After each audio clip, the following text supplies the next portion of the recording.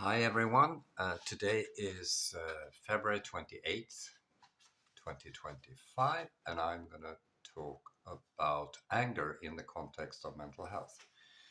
So, as you know by now, I'm putting my slippers on with a Finnish flag. Yeah, they're really nice. Anyway, so as you know, I'm a psychological scientist, and especially in things like emotional and social adjustment in the context of executive functioning and prospective thinking like leadership, decision making, learning, and creativity for problem solving and innovation. So I also have a background as performance coach, an executive coach, math teacher, and of course assistant professor and research leader. So, about 10,000 people have experienced my coaching, teaching, and lecturing uh, about the topics I just mentioned. So, uh, I also came to Finland because I was recruited to solve some of the issues here. And as I dug into that research project, I also sort of stumbled into nutrition psychology, which is how we think about food and how food influence how we think. And it was an astonishing discovery. I mean, as a performance coach, um, I've been preaching about porridge and stuff like that. You need to eat something from a from a bowl every morning. How can you perform otherwise and stuff like that? But what I also discovered here in Finland was the prevalence of mental health issues, and this is not me. This is just public records. So in Finland has this famous happiest they are topping the happiest country on the planet ranking. So it's like an inquiry conducted by three economists at Simon Fraser University in Canada, and I actually emailed them to ask them about the bits and details of the inquiry, but they refused to respond. What I learned since 2022, which is kind of paradoxical, is that Finland has issues with women's relational aggressiveness. School performance is down. Too many kids fail in reading comprehension and numeracy. And 20% of kids and young people born 1997 suffer from mental issues. And in 2023, Swedish-speaking Finns have better health and live longer compared to Finns who speak the other language. Um, Work climate, I think that was that year. Work climate is down, work performance is down. And then in November 2023, I learned that Finland has most depression per capita in the European Union. And that in that year, a report was released showing that Alzheimer is twice as prevalent here in Finland compared to Sweden. And remember, we have basically the same biology. And maybe in 2024, in February, newspapers reported that work climate in Finnish companies were down. And in December 2024, Citra, like a semi-public organization, said that entrepreneurship and innovation thinking has hit rock bottom. So, and these negative reports keeps coming. Now, if you go back to Alzheimer and depression, and I think that one marker for Alzheimer and depression is anger. So if you display anger to protect your territory, that's one thing. But if you display anger towards people you hardly know. I call that irrational anger. And this kind of anger that stays with you for a long time, and you also deny it. But the thing is, uh, your anger is displayed in your facial expressions. Remember that. So a couple of years ago, because I also do science communication and science journalism, I was invited to a group who identify as journalists. Not all of them work as journalists, but we went to Tallinn in Estonia to visit Estonian TV and other places. It's a fantastic trip. The whole event was it was a really good venue. I really enjoyed it a lot. But the host, who is a freelance journalist, um, he started to discuss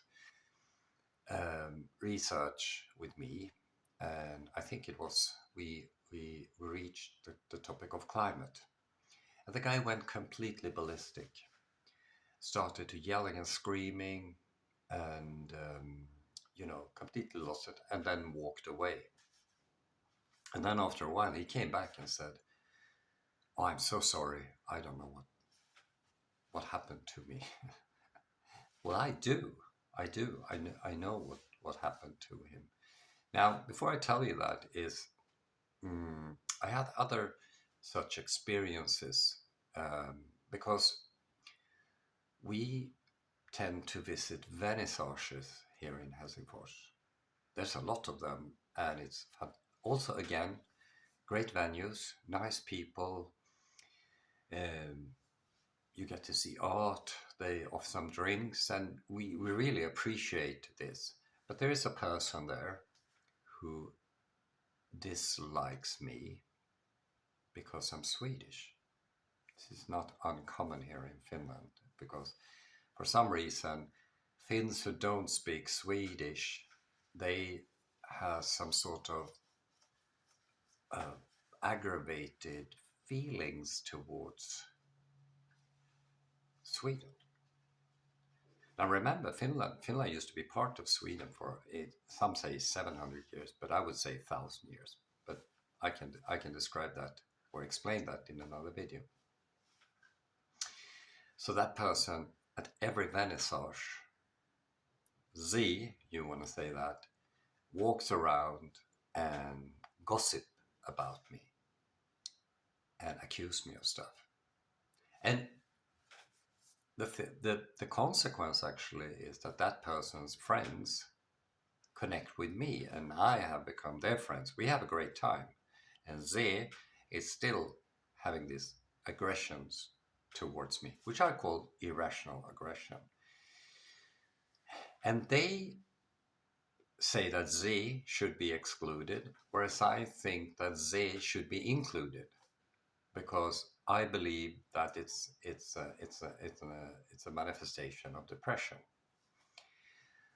So yesterday I had another such thing. So I have spent a year working pro bono, and we're about 20 people who gather at a place here in Helsingfors, and we pack vegetables and we pack bread, 500 portions of bread and 500 portions of vegetables, or maybe more. And then some other people distribute this to people on the street, 500 to 700 people who get bread, vegetables, and there's a third category, which is like meat, fish, and stuff like that. And by doing this, they get great support in these challenging times. And we just have a great time. We laugh and joke and cooperate, and I connect with 20 people who I wouldn't meet otherwise. It's just great. But the guy who is sort of the manager for this operation, from day one, he never sort of approved of me being there, really.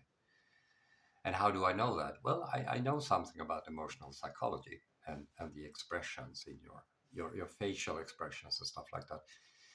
And despite walking around and complimenting people. He never said anything positive to me, never ever. Rather the opposite. I was sitting somewhere and he came and said, "Oh, you can't sit here." And I just look around, and there's no good reason to say that to me. And he did that 2 or 3 times. And yesterday he said, "I want to have a word with you." And he started to accuse me of things. And I could read his anger in the anger in his face. And I said to him, I feel very uncomfortable that you accuse me of things like this, because it's not true. And he said, "It is because I heard it." He overheard something he claimed, and because he heard it, he believes it's true. I beg to differ. But anyway, I told him, now I'm coming to the explanation for all three events. Why do people express this kind of irrational anger? Well, uh, anger is part of, I think, something called a flight fight response. Now, you're in a social situation, and for some reason, your brain and mind just stops functioning. And what happens is that your system releases a lot of cortisol, and that's a stress hormone that blocks your hippocampi. And the hippocampi are two pieces of fat that administrate rational thinking. So you're not you anymore. You're not the person who would have like a normal conversation or being able to doing this monologue. Instead, the cortisol is activating something called the amygdala. There's one in each hemisphere. There's also one hippocampus in each hemisphere. That's why you say hippocampi and amygdala. So it's plural. So anyway, when you activate amygdala, you switch to fight flight mode. For millions of years, this was very good for our ancestors, because if they had like an altercation on the savannah, cognition was not, something you should engage in, but rather just either fight for your life or run for your life. In a modern society, though, this is not an appropriate thing. It's the worst thing you can do. One of the worst things you can do. So I explained this to this guy, and the response, of course, because he was also already into this fight flight mode, he became more aggravated and he started to laugh condescending towards me. And I could see his hand was shaking. And this is, we were in a separate room, and verbal aggression, if you meet a guy, from verbal aggression to physical aggression, I don't think it's far-fetched. So I just said to him, I work here pro bono. I spent 250 hours together with these wonderful people, and we have a good time. And we pack food, which is then distributed. And you attacking me has nothing to do with me. So I said, I'm quitting. And then I walked away, never to return, of course. But I also, because this is something someone told me a long time ago, that, explain yourself when you make an exit. So I wrote him a letter when I described his behavior, and based on my expertise, and also how that is probably correlated with the issues that Finland as a country is experiencing. And I also gave him the rationale for why I am in Finland and what I have contributed in that non-profit operation that he's administrating. And I also advised him to, go and talk to someone. The thing is that people in this situation, they will never admit they were wrong.